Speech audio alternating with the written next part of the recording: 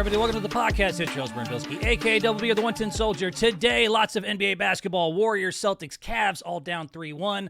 I'll explain why. I also have a little bit about why the Europeans are taking over the NBA. Got a visual for you so you can understand it. Steve Kerr and Draymond Green are addicts. I've said it before, and I'll explain it again later. But we cannot bury the lead because last night, oh my Lord, the Dallas Mavericks got the top gun. Are you kidding me? I think I was more shocked than the war room here. This is a group and a sound of people that just got their lives saved. Nico Harrison and the Dallas Mavericks somehow end up with the number one pick in the NBA draft, even though they only had a 1.8% chance. So you're telling me there's a chance? 1.8. Yeah! They jumped 10 spots. It's the biggest move ever in the draft by any team in NBA history, and it is a wild situation because, man, Dallas was absolutely screwed. They were dead in the water. Now they're going to get Mr. Cooper Flagg. We will discuss why they are not going away from him, but it's absolutely nuts. And look, if you're like me, and I get it, put the picture up here for me, David. I believe you already got it there for me. If you got, if you want to raise the fixed flag, I'm with you. I get it.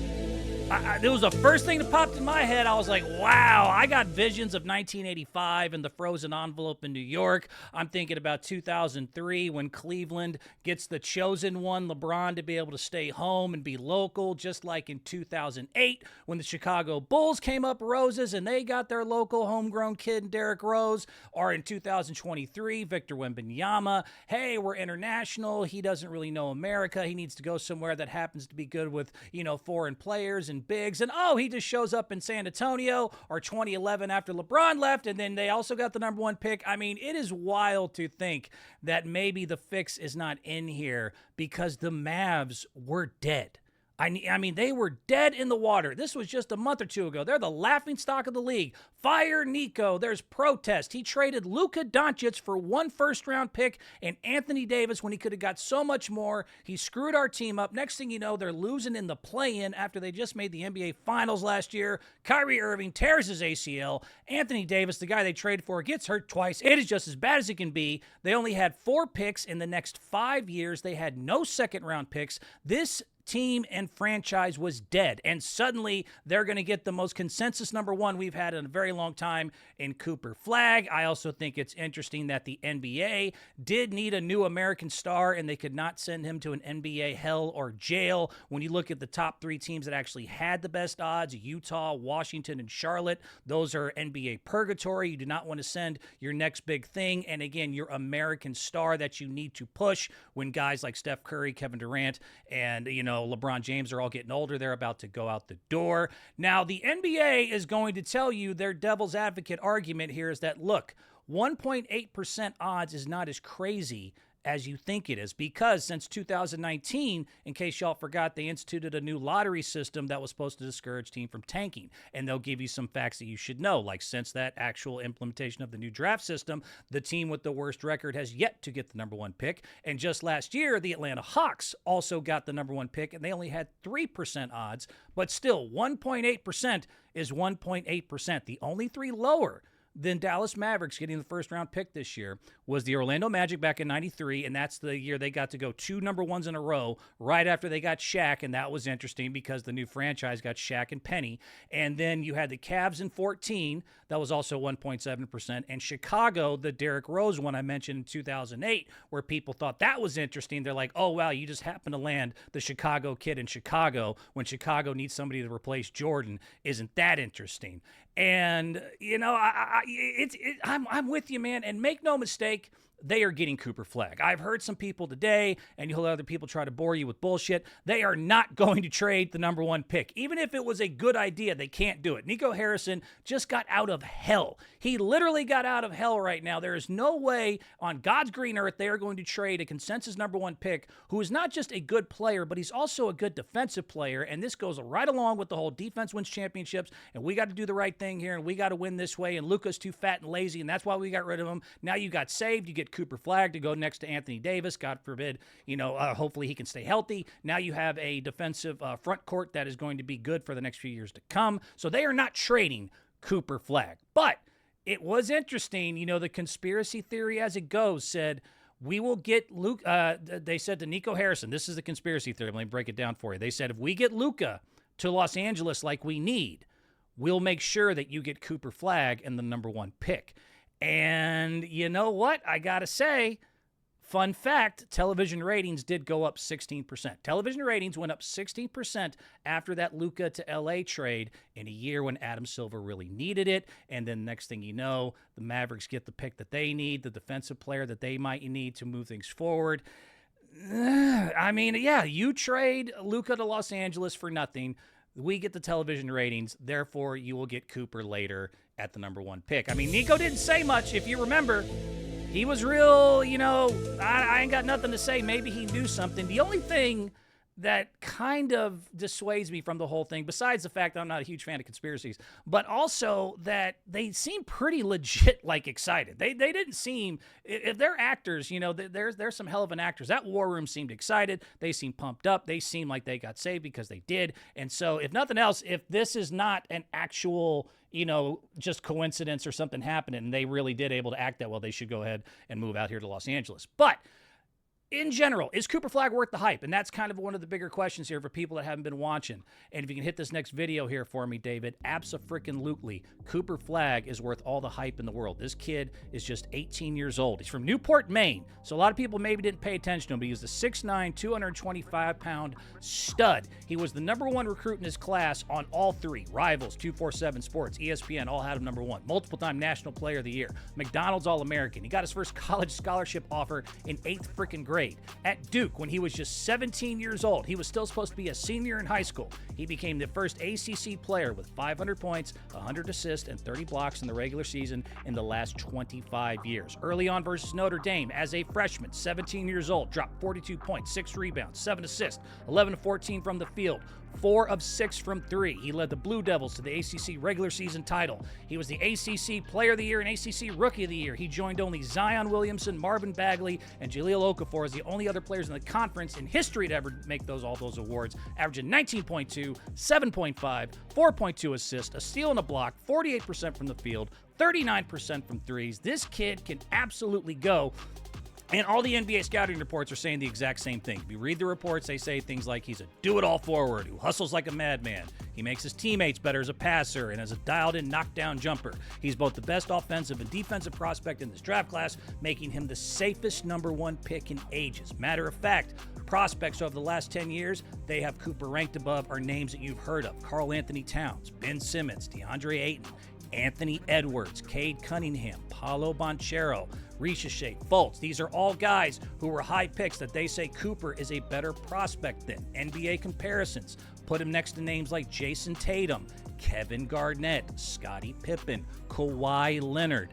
That is not, that's a nice class to be in the same, association with. They say he's a fierce competitor, comparable to the greats in the game of basketball, who has been lauded for his intensity in games and practices, can take over games, and has displayed his ability to will his team to win at times. So, to review, 6'9", 225, just turned 18 years old, has everything in the actual, recipe book that you need. He can shoot. He's a great defender. He's got the will. He likes to practice. He's humble. He's a good leader. He doesn't have any sort of off-the-court nonsense. He is just, he's a good-looking All-American kid.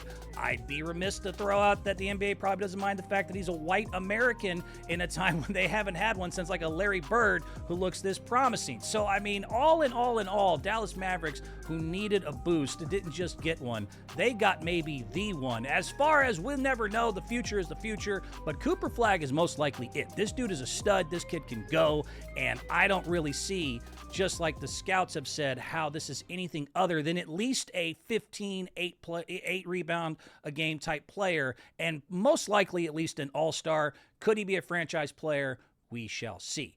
The other question that I have to address with Cooper Flagg, and if you hit this picture here for me, David, and this one kind of bugs me, but I'm going to bring you an example. A lot of people are trying to say Cooper Flagg is a choke artist. Cooper Flagg is a choke artist. It's interesting to put on a kid. 17 and now 18-year-old kid. And they point to a few games. There was the Kentucky loss where he had a bad last minute. I will point out he had 26 and 12 that game. They'll go to Clemson, where he slipped and fell. That doesn't even count to me. That was on a damn wet spot. And the biggest one people want to point to is the Final Four in Houston, where, again, he had 27, 7, 4 assists, and 3 blocks, but they squandered that 6-point lead in the last 34 seconds, and he missed the final shot. So the question is now, and the kind of reputation is saying, oh, he's a choke artist, he can't do it in the clutch, yada, yada, yada. So let's focus on on that last one, because that's the one most people want to point to, the shot versus Houston. If you can hit this video here for me, David.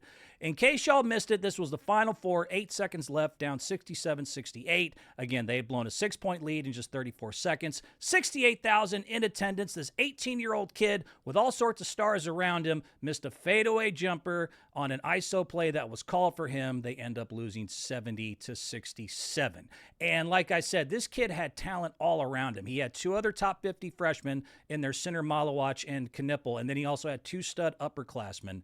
And he was still the guy that they gave the ball to and called the isolation for. He takes a nice, confident fadeaway. He just shorted it a little bit. And look, as far as anything goes forward, is he a choke artist? Is he, not able to perform in the clutch? Here's all I needed to know about Cooper Flagg in that moment, because for me, when you're that young, I am not worried yet if you make the shot.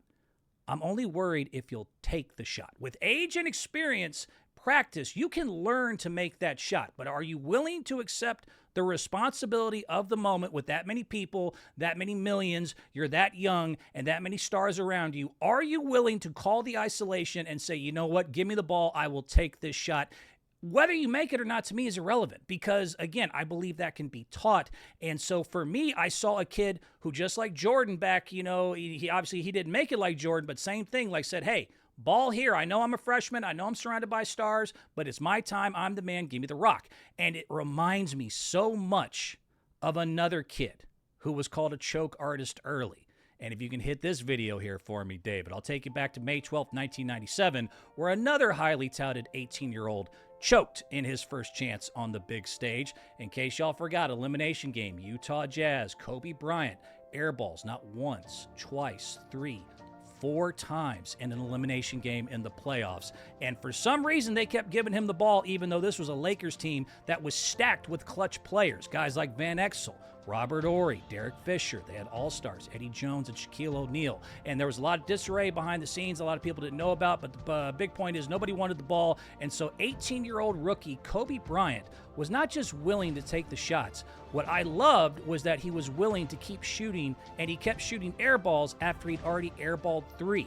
That is a moxie and a responsibility that is hard to instill in someone unless they have it. To keep shooting like that and to keep with all those stars around, you say, you know what, I'll take the next one, I'll take the next one, I'll make the next one, don't worry about it. That is all I wanted to see, and he even credits that embarrassing moment as the day Mamba mentality was born. He said after that, he went right immediately, started training in the offseason. My legs, my strength wasn't enough. And of course, we all know he went on to become one of the greatest clutch players of all time. So with Cooper or Kobe or any other 18-year-old kid, it is, again, for me, not if you will make the shot, will you take the shot? Will you, when you're that young, are you willing to accept responsibility and understand that, dude, you're the man. In a room full of other stars, in a room full of other players, this is your ball. Cooper Flagg, hey, you're the number 1 recruit consensus, right? You got $4.8 in $1 million in NIL deals, right?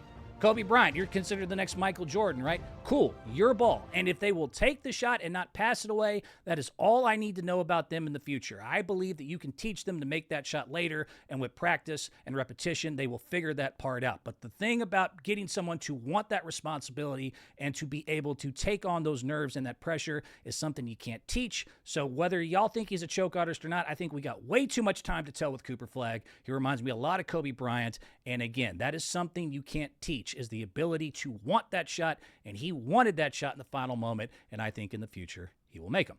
So, moving on. I got to talk about this with Cooper Flagg. The other reason we need him to do well, we need American stars, man.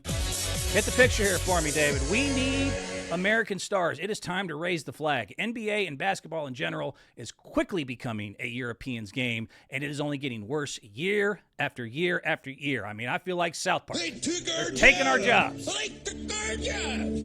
That is getting out of hand. I mean, look, Steph, LeBron, KD had it, but they're getting old. And the only American star right now we really have is Anthony Edwards, who, great player, has some baby mama drama. But other than that, he seems to be the only American star that we have moving forward. I mean, Jason Tatum, we just found out, tore his Achilles. He's out for a while, and he's been kind of eh.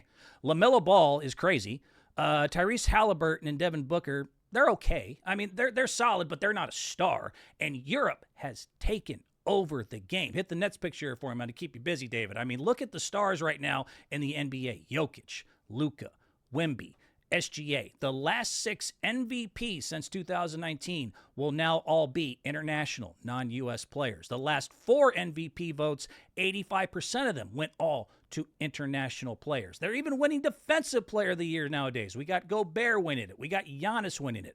Wemby, as a rookie, was second, and wait till he comes back healthy. He's going to be winning that thing for years to come. There was a record of 125 international players in the NBA just last season, 2024. All NBA players have at least one international player currently, and somehow we're being taken over by the freaking French, which is I didn't even think was a thing. After Wemby got drafted number 1, and he looks like the next big thing in the future. That was 2023. Just last year, 2024, they had 5 French players drafted, 4 in the first round and 1 overall. So that's 2 years in a row France has taken over the NBA draft. International players are kicking our ass. They took our job. They took our job. It's supposed to be our sport, man. I know it was invented in Canada, but this is our sport, and it is being taken over as, just year after year after year. It's only getting worse and worse and worse, and the ratings are starting to suffer for it. So Cooper Flagg, an American star, along with Anthony Edwards, is something that we brutally need,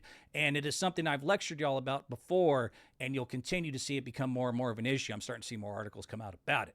But the bigger question for me, and I wanted to give you a visual to help you understand. Why is this happening? Why is this happening? So 6 straight MVPs, a record 125 players, 5 French people drafted just last year, Jokic and Luka, number 1 players. So I thought I'd look at what are our kids doing. And as you can see here, I started with, this is in Europe, a 14-year-old practice. And, not very athletic, but good fundamentals, solid passing, ball movement, spacing, very structured, good plays and all that. They're learning the fundamentals and the solid things that you need. But I'm sure our American AAU ball and our coaches are working on the same thing, aren't we? Oh, damn it. Oh, this kid's humping the ball. Okay, let's crab walk back. Good. All right. Well, this kid just, nice dunk. Oh, take your buddy's cell phone. Middle of the game, stick your tongue out. Phone still in his hand as the game's going on. Doesn't get back on defense, but he did have time to show off the layup. Hand it back to his buddies. This one's back to dancing again. Oh, another ball hump. That's just beautiful. I'm sure the coaches. Oh, all right. Well, there's their head coach there. And, look, AAU has needed a revamp for a while. I mean, like I said, Europeans are focusing on fundamentals. They're focused on solid passes. They're focusing on ball movement. They're focusing on spacing and doing all the right things and playing the right way. And yes, they're not as athletic, but if you wonder why Luka and Jokic are kicking our ass, that's a good example of it here. And meanwhile, our side is just about showing off, making the gram, getting certain highlights, lining these coaches' pockets. I mean, this type of behavior is really just, I don't want to be the old man in the room, but God dang it. I mean, one of these things ain't just like the other. What do you think is really happening? And clearly these kids have talent, and clearly these kids have an ability. But when you are doing this at this age, teaching AAU, it's a lot more than teaching basketball. And in tough times, when you get kids to act like this, I'm sorry, but there's going to be 3 reactions to adversity. They're going to fight, they're going to fold, or they're going to make excuses. It has become no shock to me that Europe has continued to dominate, and AAU and American basketball, and why it's failing, and why we go like, man, all these guys can do is shoot threes and dunks. What's going on? It don't take a rocket scientist to figure this out. We got to really... You know what? It's another story for another day. I just had to throw that video in here just to kind of make my point. But yes, Europeans are taking over the basketball world, and there's not much we can do about it. Back to the NBA playoffs. I do want to get back into this. I had brought my psychic predictions a long time ago, and if you can hit this video here for me, David. And you're psychic. You can predict the future. This is probably the worst year I've ever had predicting shit. So My bad. Shout out, though, to the NBA for making the league a much more competitive league than it's ever been. I mean, there is so many surprises, so many teams down 3-1 that I thought had no chance of being down 3-1. And we'll start off with the first series here, the only one that is competitive. I had the Clippers beating the Nuggets, and I did not expect them to make it competitive, but it is currently 2-2, and it's a lot of fun there. Shout out to Jokic and SGA. Giving, as the kids say, it's giving me Olajuwon versus Robinson 1996, the real MVP versus the one who got the award. Neither one so far has really been able to put up insane numbers, but it's been very competitive. It's been very close. It's been very fun.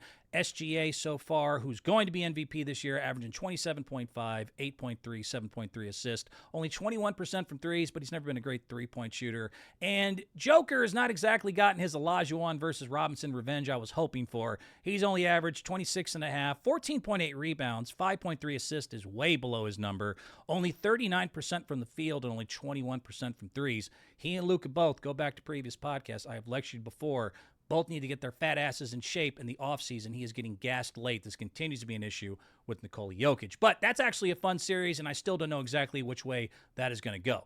Pacers beating the Cavs, I did not see coming at all. I had Cleveland all the way back at the start of the season. I'm like, this team can really go. I think they might be the sleeper out of the East. And I had Cleveland and Boston. I didn't even want to talk about the Eastern Conference because to me it was irrelevant. But now the Pacers are up 3-1 on them. I got to give it up to injuries and also to pace, pun intended. But, I mean, the Cavs are hurt, and that you can't ignore that. Darius Garland, Mobley, now Mitchell, that's 63 combined points a game. They either been hurt or have been out for significant parts of the series. Now, the Pacers, I'll give credit, are red hot. Out of 3 of the 4 games so far, they've shot over 41% from threes. In that last game where they kicked the ever-loving shit out of the Cleveland Cavaliers, they shot 12 of 18 from threes in the first half.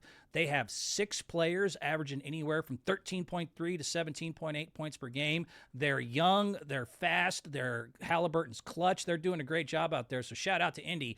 I did not see you coming. Warriors getting eaten by the Wolves. I have a lot more to say about this, but I will say this right now just in this little spiel here. First of all, no Steph is just obviously it's just impossible for the Warriors to do much. But no playoff Jimmy is also hurt, and no height that they will play. I will get to that later. But let me at least give credit to Anthony Edwards and Julius Randle, who have had an amazing last 2 games in Golden State when they needed it. Anthony Edwards, last 2 games, 66 points, 11 of 25 from threes, and is playing unbelievable defense. And I thought that son of a bitch was hurt, by the way. I'm sorry, did I not watch this guy twist his ankle backwards twice in the last 2 weeks? This kid is freaking bionic. God bless the youth, man, because he was able to pop right up and look like nothing has even happened. He has been kicking our ass almost single-handedly. If it wasn't for his partner now, Julius Randle, who had years before being considered not a playoff performer, he's performing now. Last 2 games, 55 points, 15 rebounds, 15 assists. Got his first triple-double in playoff history against us as well. Like I said, playoff Jimmy, he does have a bruised tailbone, but he has not been playoff Jimmy. He had one good game, Game 3 in this series, where he had 33, 7, and 7 on 26 shot attempts, what we needed from him with no Steph Curry. But the other 3, 17 points, 6 assists, only 14 shots per game. He has not shot even 10 free throws in a game yet in this series, which shows the lack of aggression and frustrates me because he's already had 18 regular season games this year where he shot at least 10 free throws. So he has not been nearly aggressive enough, but I will get back to the Warriors-Wolves series a little bit more here in just a second. The last one, the Knicks upsetting the Celtics 3-1. First thing I'll say is, boy, live by the 3, die by the 3. Nobody encapsulates that more than the Boston freaking Celtics. The one win that they've had so far in this series, they were 20 of 40 from threes.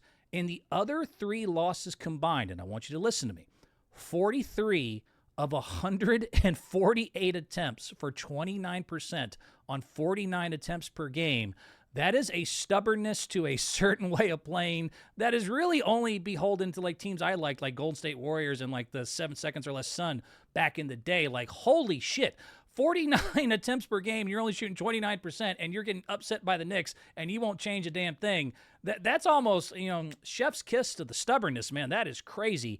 The Knicks have also held up, which is shocked me. I did not see the Knicks holding up because, as I pointed out before, their starting 5 averages 39 minutes per game. I'm like, these guys, and Thibodeau, he always runs these poor horses into the ground. Next thing you know, they're all worn out by the time we get to this point in the playoffs. But they've been able to hold up so far, and especially Jalen Brunson, who never gets enough credit for being an MVP, all-star, future of the league type guy. 29 points and 7.6 assists in 40 minutes per game, along with all the clutch shooting. Shout out to Mikal Bridges, by the way, too, who's had some big moments clutch late and has really showed that all those picks for that trade ended up making sense. But, as much as I got wrong about all these playoff series, I was right about Boston, and I got my receipts. Man, I'm tired of being right. I got my receipts. I kept my receipts because I said this last year after they won the title, and I even have friends that are Celtics fans, and they got all upset at me. But I was like, man, dude, I don't know if I believe the hype. You guys got to do it again this year to prove it to me.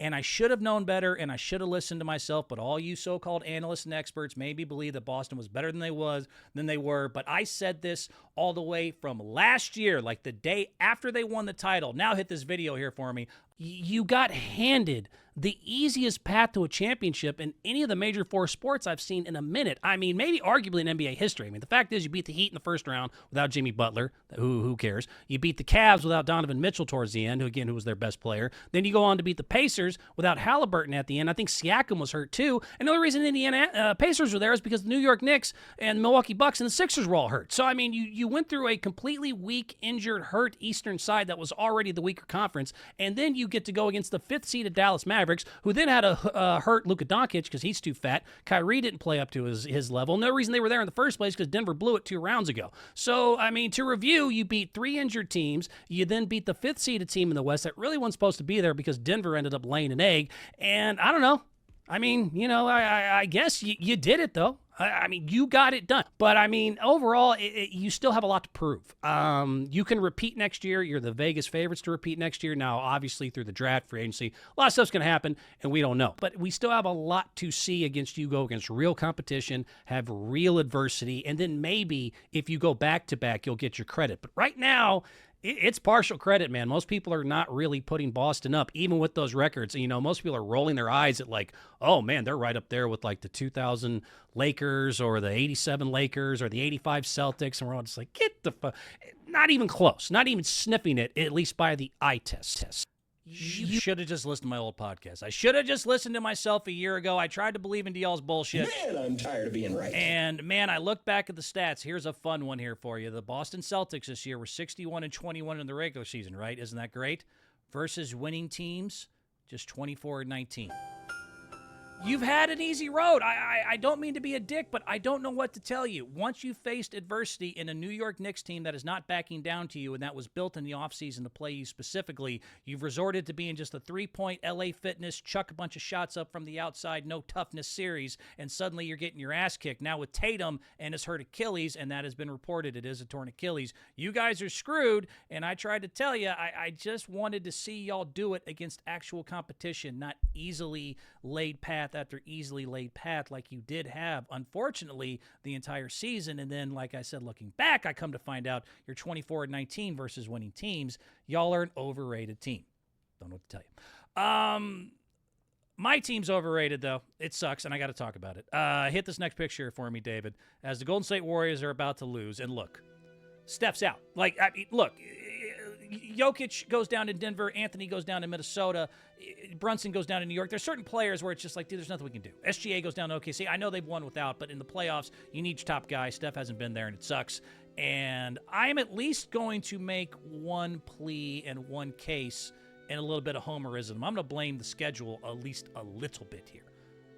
Can I at least say the schedule might be part of the problem, considering that Steph Curry, even though he's 37, has never had a hamstring injury, and they do say that hamstring injuries are often caused by fatigue. This is the calendar. Look at this shit. Since April 26th, they will now play 10 playoff games in 19 days. 10 playoff games. They've had not more than 1 day's rest in 10 straight games. In the regular season, they had more than that. And yes, in the regular season, sometimes you'll get back-to-backs and sometimes you'll do all that. But especially with travel days, usually in between, 1, 2, 3, 4, 5 game quick set, they'll give them 2 days off, 3 days off, something to rest in between. And yet somehow, in the mother flipping playoffs. Look at this game. One day. Some of those are going to be travel and practice and everything else. And they had to play game after game after game after game. And look, I already know some of y'all are going to say, well, just win sooner. First of all, nah. Second of all, what happened to player safety?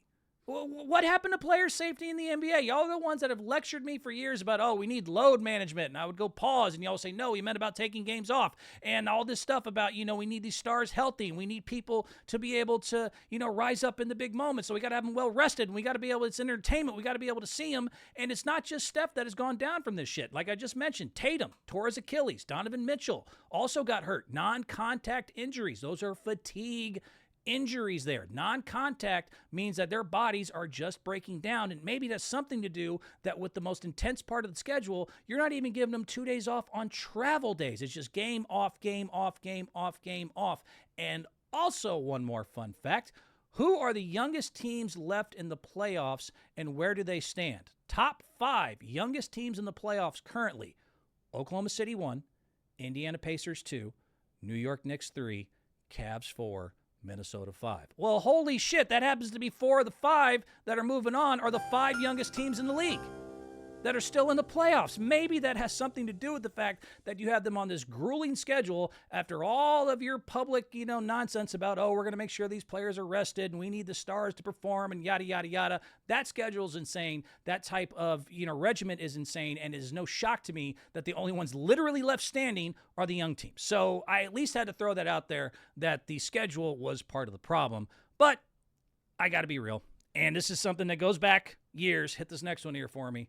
I'm going to call this Steve and Dre's recurring behavior. When I blame the Golden State Warriors, I blame Steve Kerr and Draymond Green as usual. And as I pointed out before, and I'm going to bring the receipts here in just 1 second, to me, they're not drug addicts, they're not sex addicts, they're not gambling addicts, but they are behavioral addicts. I have said this, and I will bring again the receipt in just 1 second, that Steve Kerr and Draymond Green have issues that go into the level of addiction. Yes, I can talk about this almost 4 years sober. I have had to go through every system that you can think of, and I've seen all of this myself. I know addictive behavior when I see it, and just last year, I tried to explain this to you with both Steve Kerr and Draymond Green and how it applies. If you now hit this video here for me. David, I told you this over a year ago. They have behavioral addiction issues. Basically, behavioral addiction means that you are continuing compulsive or problematic behavior even after negative impacts. 3 signs of this include failing to stop doing things even when it's problematic, downplaying the behavior even when it's problematic, and increasing frequency and ignoring obligations to family and work, even when it's detrimental to you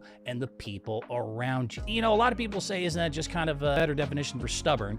Possibly. But I mean, stubborn people can even stop if, they realize, like, dude, this is detrimental to everyone around me. This is detrimental to my work. This is detrimental to my friends and family. I need to stop doing this. When it gets into this level where both of them are showing me that even when there's signs of negativity and there's signs that they are not getting the goddamn thing right and they continue to do it, and then when you ask them about it, even when it fails and it fails everyone else around them and they downplay it, that is behavioral addiction. These signs are real. Draymond Green has impulse control problems. I don't know if I'm really shocking anybody with that diagnosis, but he is truly one of those people, and I've sat next to these people in the moment, when they're calm, when they're in a group setting or a therapy or whatever else, press conference in front of a microphone, his own podcast. They can seem like they really got it all together, that they figured it out, that they understand what they do is wrong, that they understand what they do is hurting others, including themselves, kind of gone center, and they figured things out, and from now on, they're going to change and they're going to be different.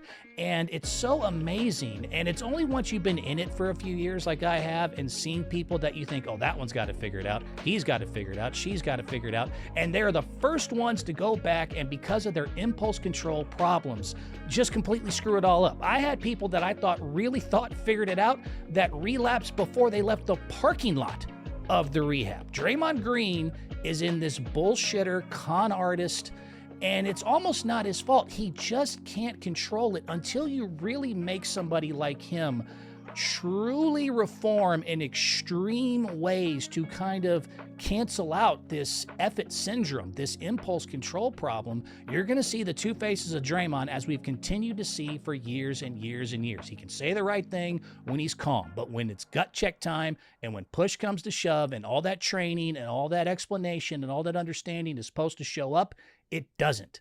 So there you go. That's my full explanation. I got the old receipts. Go watch the old clips if you want to find it. They have behavioral addiction problems, and I'm not making this shit up. I will start with Steve Kerr because this is a twofold problem, and I wonder with both of these guys if we need to say either goodbye to at least one or the other. Like I said, this is a recurring behavior, Steve, with two problems here. First of all, he's addicted to Brandon Pajimsky, and he's addicted to small ball. And look, Brandon Pajimsky, I like the kid. I think he's a great kid. He's got a bright future, but he has been objectively awful this series against Minnesota and is almost specifically, along with Kerr playing him too much, the reason that they are losing these games without Steph Curry. Brandon Pajimsky has shot so bad. He is 9 of 40 from the field for 22.5%, 3 of 17 from threes for 17.6%. In case you were wondering, that is on record the worst shooting since Pero Antic from the Atlanta Hawks in 2014. That is now being coupled with the fact that Steve Kerr is still playing this kid 33.5 minutes per game this series. That is third on the team in minutes played. That is 3 times more than Moses Moody. That is 4 times more than Keith Santos. That is 8 times more than Quentin Post. And that is 2.5 times more than Kevon Looney. For whatever reason, I don't know if he just completes him or something, but man, everyone else, including guys that are top picks, Jonathan Kuminga, Moses Moody, they have all been held to a different standard of, dude, if you're not performing, you got to sit your ass down. And somehow with this curly-haired kid, Steve Kerr has just got hearts in his eyes and will not sit him under any circumstance, even if he is shooting literally the worst since Pero Antic, whoever the freak that is, in 2014, when we got guys on the bench like Moody, Santos, Post, and Looney who can all come in and contribute and can also bring in more size. He refused to do anything about it because Steve Kerr is a stubborn mule, and for whatever reason, he's in love with Brandon. And I don't mean to shit on Brandon, but dude, he looks out there just lost. He looks sad. It kind of reminds me of like when a kid gets caught smoking a cigarette and the dad says, now you got to smoke the whole carton. Like, he doesn't even want to be out there. His body language says, dude, I am not currently in a good mental state. Please let me go. Steve says no and says, I'm just going to keep your happy ass out there no matter how bad you suck. And so I really hate blaming him, but Jesus Christ, dude, 22.5% from the field and 17% from threes when we needed some offense is not getting it freaking done.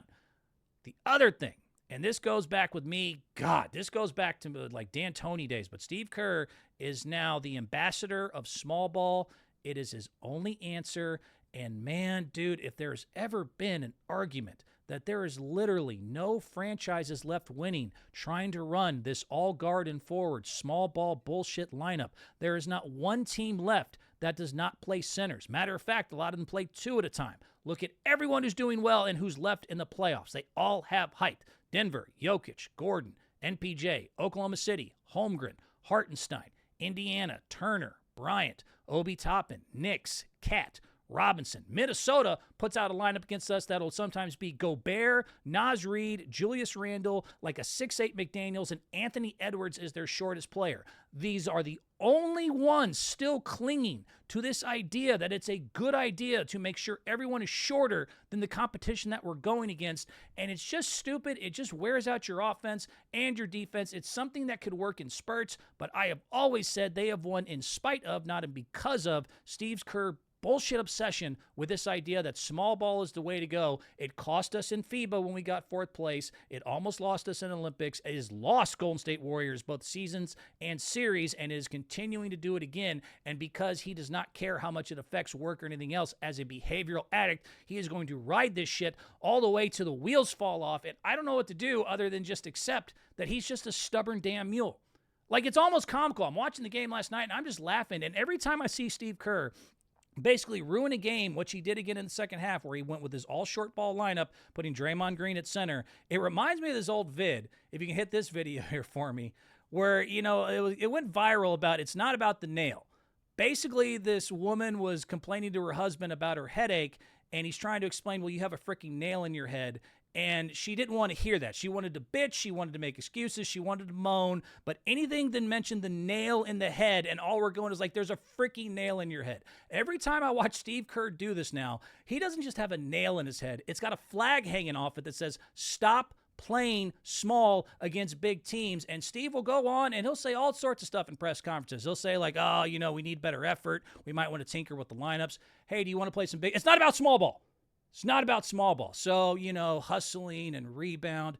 Do you want to play your 7 foot? It's not about small ball. Like, it reminds me of the bit. Like, you remind me of the woman with the nail in your head. You want to talk about everything and anything else, and you want to bitch about the problems, and you want to make excuses, but nobody can get into you and say, dude, there's a nail in your head. And if you do, you somehow get mad about it or get obstinate about it.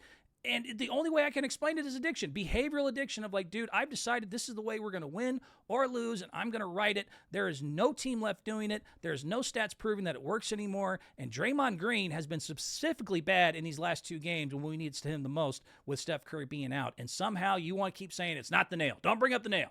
How dare you? Don't bring up the nail in my head. Steve, there's a nail in your head. And again, the flag is hanging. Play some height. You're going to have to force his hand. Has anyone seen Moneyball?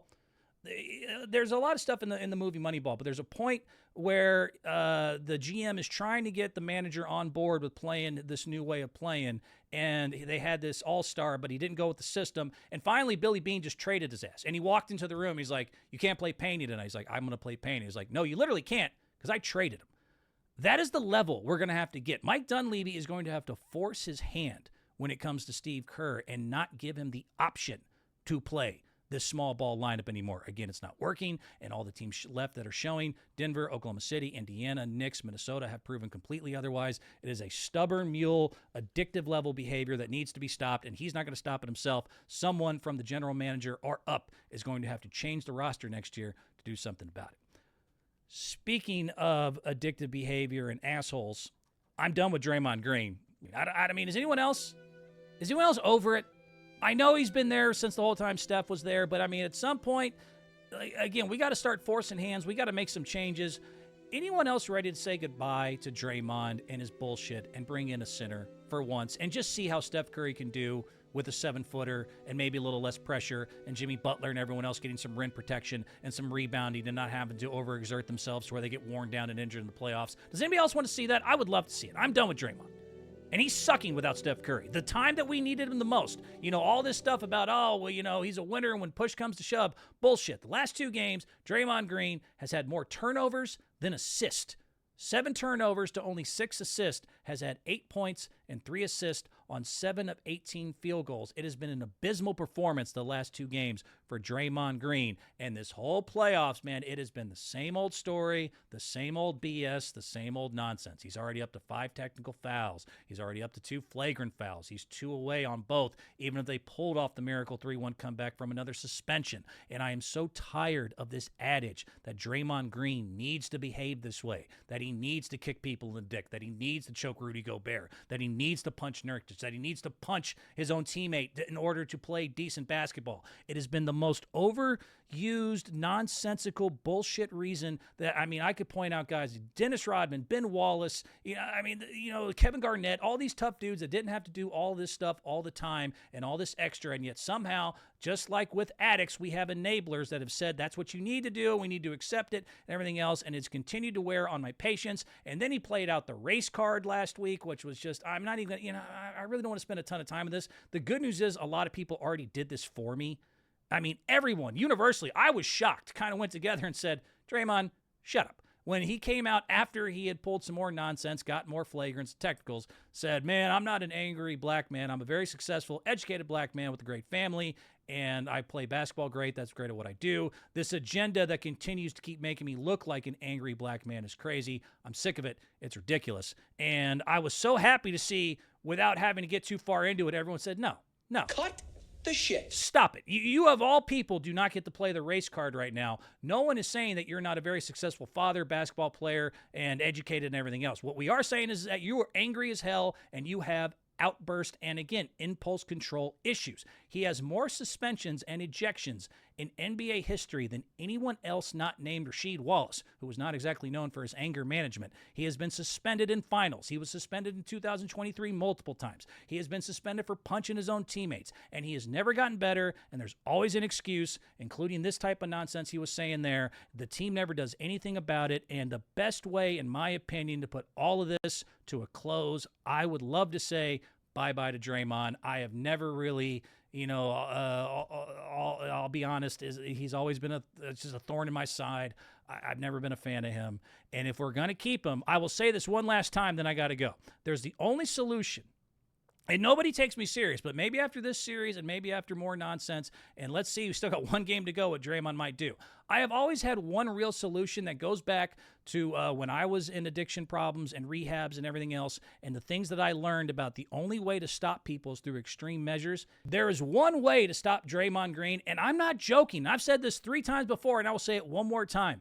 Zero tolerance. What do I mean by that? I mean that when Draymond Green is on the court, if you do not see a Warriors logo on their jersey, you shut the up. I don't care who it is. I don't care if it's a ref. I don't care if it's the other player. I don't care if it's a fan. I don't care if it's an announcer. If you do not see a Golden State Warriors logo on that jersey, you are not allowed to talk to them for at least a year. And it is the only way sometimes to get people to understand the severity of, like, dude, this is the measure we have to go to like you're a child, because you cannot control your behavior. And of course, he won't like it. And I mean, honestly, I don't even know if it would work at this point. We have let it go on for over a decade, and I don't even know if that level of extreme, but I've always made the joke that to the level of, I don't care if the referee went Joker Batman crazy and had the whole place soaked in gasoline and said, I'm going to set this bitch on fire. If Draymond Green doesn't come up right now and argue a call with me, I'm going to send this whole place, mother, women, and children all burning to the ground.